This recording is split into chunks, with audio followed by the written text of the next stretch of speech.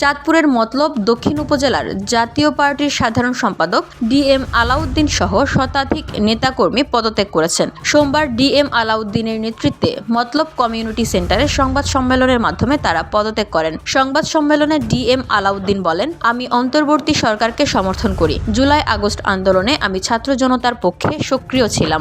এখন পদত্যাগ করে বিভিন্ন সামাজিক কাজ করে যাব। আমাদের আওয়ামী লীগের দোসর বলে, এজন্য আমি ক্ষমা চাই। এই দোসর দলের রাজনীতি আর করব না।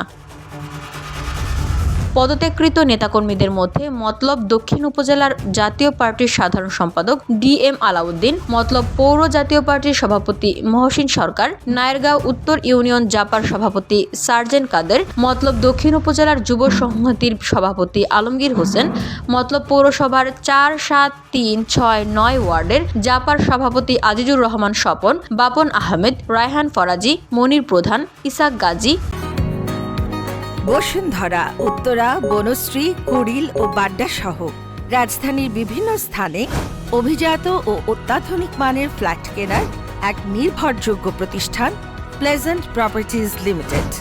তাই আপনার স্বপ্নের আবাসনের জন্য আজই যোগাযোগ করুন। Pleasant properties limited, where destiny matures eventually.